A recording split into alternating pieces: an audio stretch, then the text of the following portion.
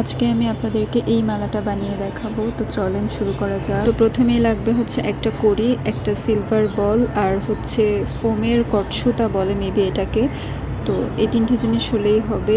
তো আমার কড়ির ছিদ্রটা একটু ছোট ছিল, এই জন্য আমি হচ্ছে কলমের মাথা দিয়ে আর কি ছিদ্রটা একটু বড় করে নেওয়ার চেষ্টা করেছি, যাতে সুতাটা ইজিলি ঢুকানো যায়। তো আমি মালাটার লং যতটুকু চাই তার থেকে 1-1.5 ইঞ্চি বড় করে ফিতাটা কেটে নিতে হবে বা সুতাটা কেটে নিতে হবে। কারণটা আপনারা ভিডিওটা দেখলেই বুঝবেন। তো এরপরে আমি কড়ির উল্টা সাইডটা থেকে সুতাটাকে টেনে বের করার চেষ্টা করেছি। আপনারা দেখতেই পাচ্ছেন সুতাটা কিন্তু একটু কুঁচকে গেছে। তো আপনারা যদি সুতাটা উল্টার দিকে টান দেন তাহলে কিন্তু সুতাটা আবার ঠিক হয়ে যাবে, কিন্তু তবুও একদম মাথার দিকে সুতাটা একটু কুঁচকেই থাকে। এই জন্য ওই 1-1.5 ইঞ্চি এক্সট্রা রাখা হয়েছে, যাতে ওইটা কেটে ফেললে আপনাদের মালার মাপটা অ্যাকুরেট যেরকম চান সেরকমই আসে।